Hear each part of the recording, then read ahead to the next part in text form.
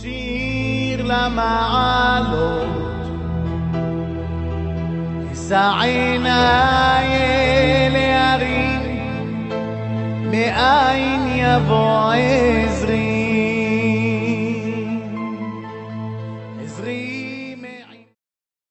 Birshut, Moraï et Rabotai, avec la permission d'Hachem, je voudrais vous souhaiter à vous tous une bonne journée. Bon, bien sûr, on approche dans quelques temps, c'est le jour de l'anniversaire de l'indépendance d'Israël. Bon, en général, chaque année, il y a beaucoup des milliers d'endroits où ils font Yom Shikolo Torah. Ils vont sacrifier le jour de ce beau jour-là de l'indépendance à l'étude de la Torah. Yom Shikolo Torah. Combien de fois nous avons organisé des shiurim toute la journée pour célébrer le jour de l'indépendance. Parce qu'il faut être réaliste. Je me rappelle, l'année dernière, avant l'année dernière, chaque année, le jour de l'indépendance, Yom HaAtzmaut, ce qu'on appelle ici, c'est les gens, ils font à la Esh. Ils font des grillades, ils vont en famille dans les parcs.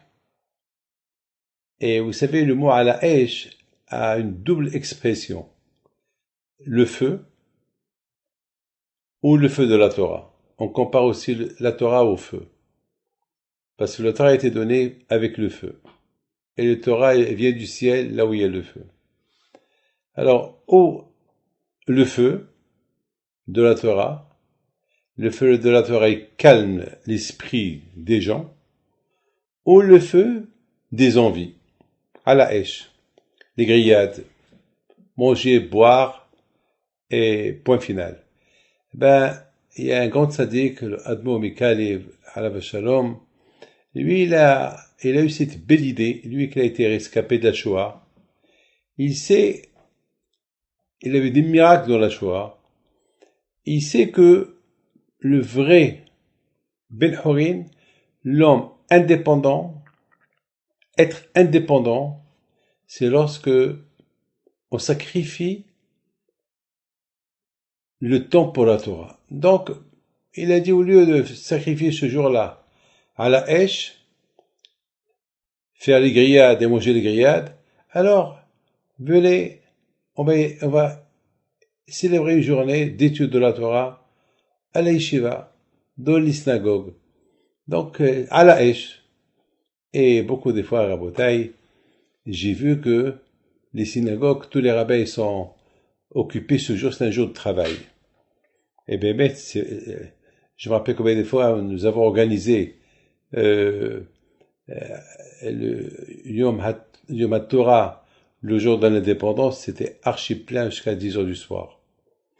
Cette année, malheureusement, c'est un peu différent. Cette année, on est tous confinés. On ne sort pas dehors.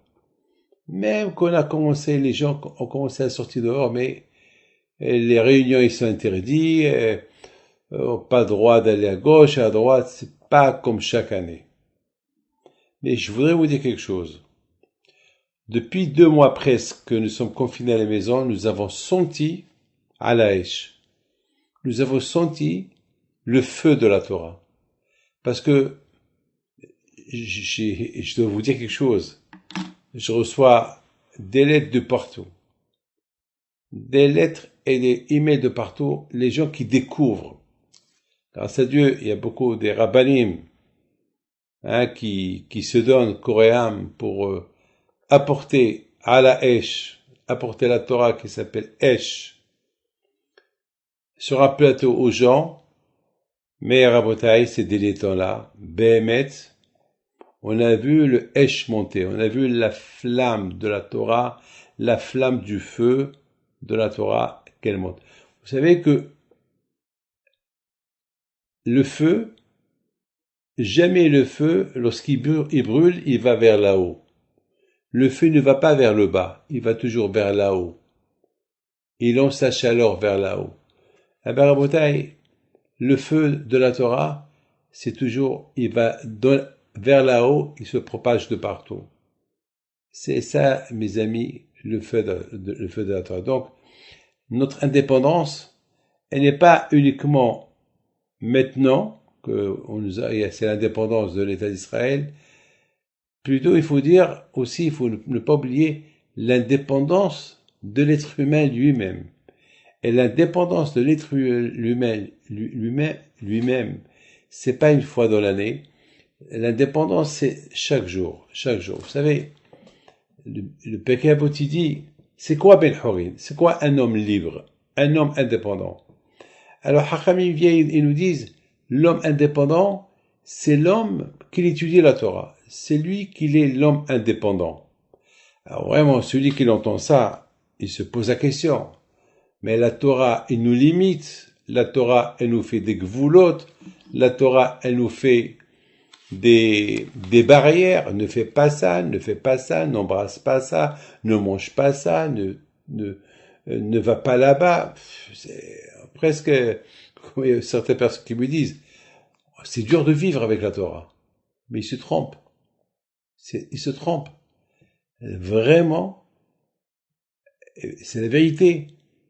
C'est qu'avec la Torah qu'on devient un homme indépendant, un homme libre. Vous savez c'est quoi être libre de ma colère, être libre de la jalousie, être libre du lashon hara, être libre. Mais vous savez c'est quoi ça? D'ailleurs Hachem n'a pas donné la Torah au Bnei Israël jusqu'à que Hachem il a vu qu'ils étaient unis et surtout qu'ils ont réparé toutes les mauvaises qualités. C'est ça l'homme libre. Lorsqu'Hachem il a libéré les Bnei Israël de l'Égypte, ils étaient libres de l'esclavage de Pharaon, mais ils n'étaient pas libres, ils étaient encore esclaves à leurs envies, à toutes les mauvaises qualités qu'ils ont appris en Égypte. Donc, ils étaient vraiment des Bnei Horin, ils étaient vraiment des gens libres uniquement lorsque, le jour qu'ils ont reçu la Torah, là vraiment, c'est écrit, ils étaient Belev Echad Kinishihat, ils étaient tous unis comme une seule personne. Ça, c'est ça la liberté. C'est ça la vraie liberté. La liberté et l'indépendance de la personne, c'est uniquement lorsqu'il maîtrise ses mauvaises qualités dans ses mains. Il maîtrise sa colère. Il veut parler de la bienveillance. Il la méprise. C'est ça, un homme libre. Aujourd'hui, mes amis, je voudrais vous raconter une petite histoire. Il y avait une fois quelqu'un. J'étais une fois à Lyon. Et il y avait un mariage. Je suis arrivé un peu en retard avec mon secrétaire Yehuda Haddad, que Dieu repose son âme en paix. On arrive à la salle, ils étaient déjà en train de manger, j'avais faim. Je venais de loin, d'un long voyage. Et puis voilà, on me sert un verre de vin. J'ai pas refusé. Il me dit, Rabbi David, c'est de la rabbanout, c'est pas une bonne hashgaha. Ah bon? Ah, d'accord, alors, il y a d'autres vins, il y a beaucoup de vins. Alors chacun, il y avait là-bas pas mal de rabbins qui sont venus de partout. Chacun me dit, cette hashgaha, elle est bien, cette hashgaha, elle est bien. Et chacun, il parlait. Et moi, j'avais faim. Je voulais boire un petit, me décontracter un peu avec toute une journée que j'ai passée. Alors j'ai dit, vous savez quoi? Je vais faire un cocktail.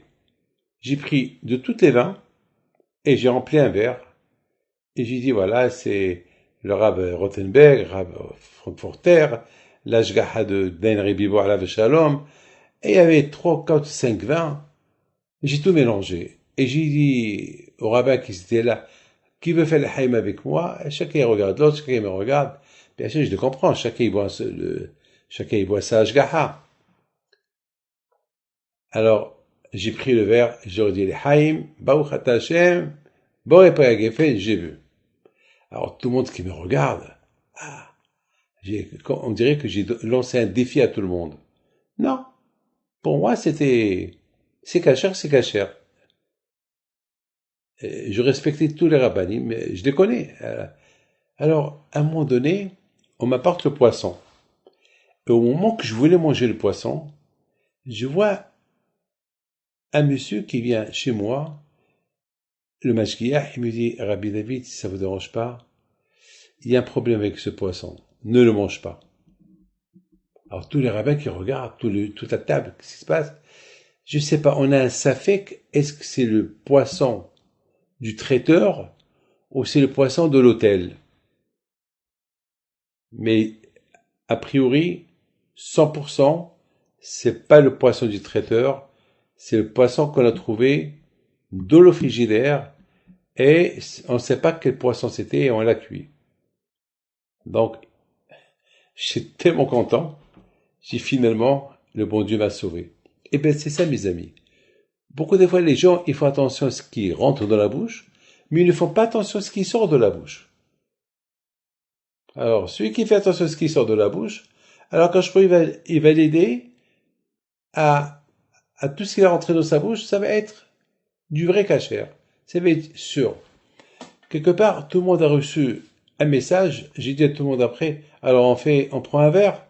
Ils ont tous accepté, on a pris un verre, un cocktail comme j'ai fait auparavant. Mes amis, nous sommes aujourd'hui à une époque très dure.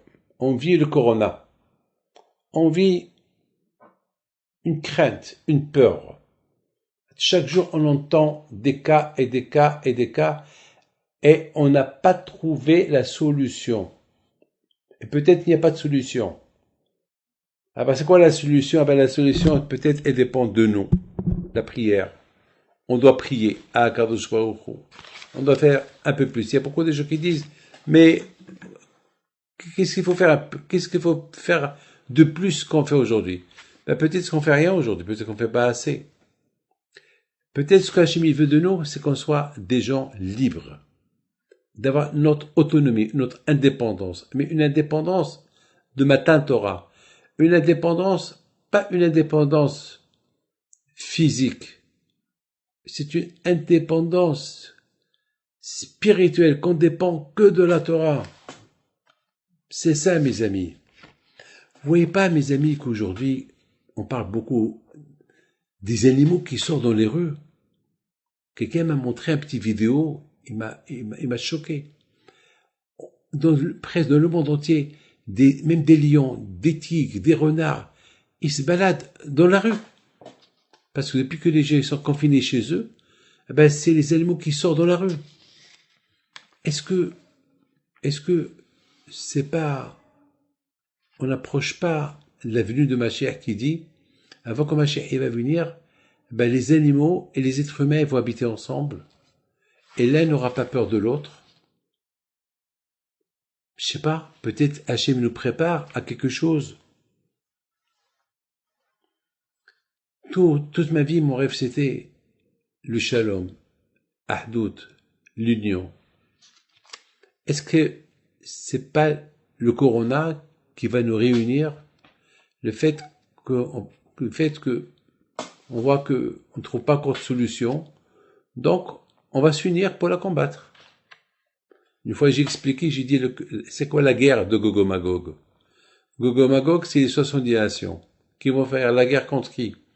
Ah ben j'ai expliqué que la guerre de Gog et Magog, c'est les nations qui essaient de se battre le corona, de battre le corona, de trouver une solution. Comment le maîtriser? Il voulait rigoler, je pense, le président Trump. Il a voulu rigoler, il a dit que je pense que la meilleure façon de combattre le corona, c'est de boire de la javel et de boire et rigoler. Mais il y a eu des gens qui l'ont pris au sérieux, malheureusement. 30 personnes sont parties à l'hôpital. Et lui, il voulait rigoler, parce qu'il voit que, une fois on dit, voilà, on a trouvé le médicament, une fois on n'a pas trouvé, enfin, celui-là, un jour celui-là, et le corona, il attaque là, avant on croyait qu'il attaquait que les poumons, mais on découvre qu'il attaque un peu partout. Donc ça veut dire que Il y a quelque chose qui ne va pas là. Donc aujourd'hui, c'est la guerre de Gog et Magog. Aujourd'hui, c'est la guerre des nations pour trouver un remède. Même le Maroc, il essaie de trouver un remède. Même en Afrique, partout dans le monde, en Amérique, en France, partout, en Israël, partout.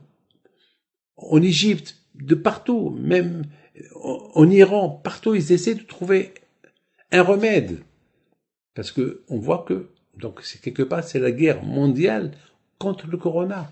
Et c'est ça qui va apporter Mashiach, je pense. Il faut qu'on se renforce, mes amis. Il faut qu'on se renforce. Il faut qu'on a beaucoup de émouna à Kadosh Baruch Hu. Avec l'aide de Hachem,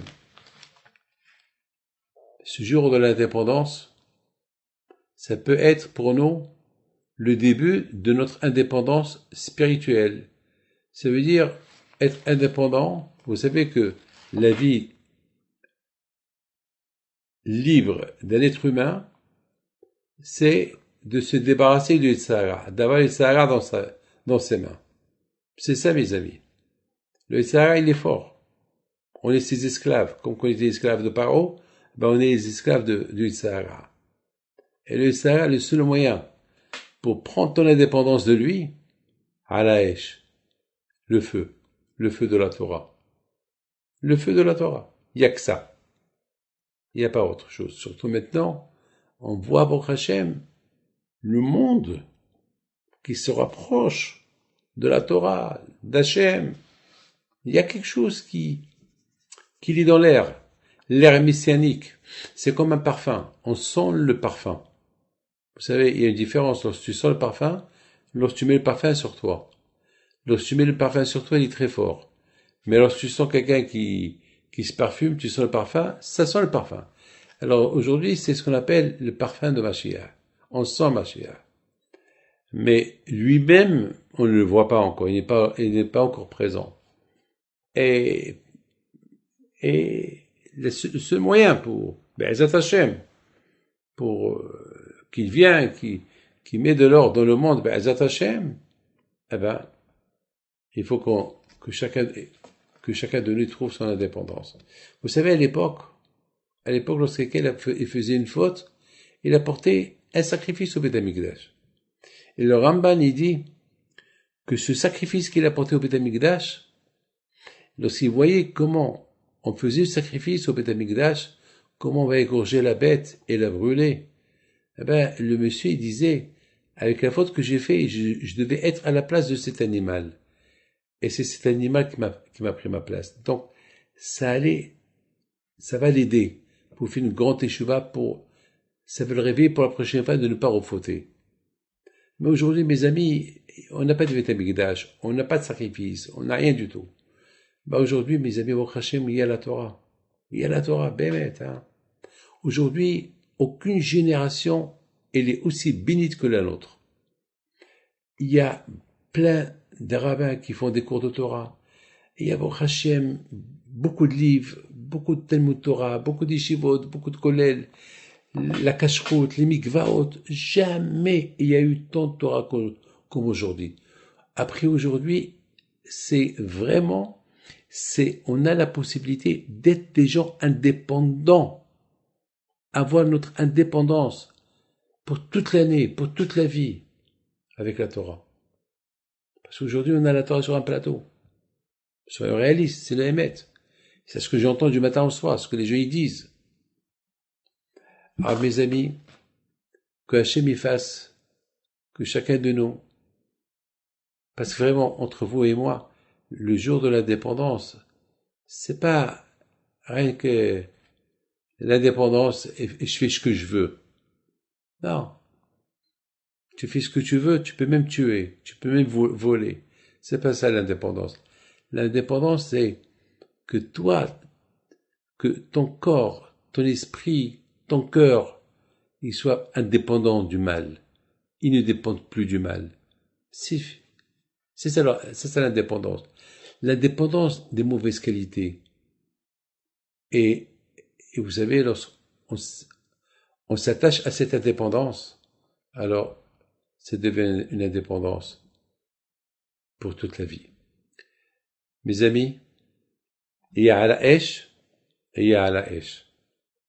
Il y a les grillades sur le feu, et il y a la Torah sur le feu.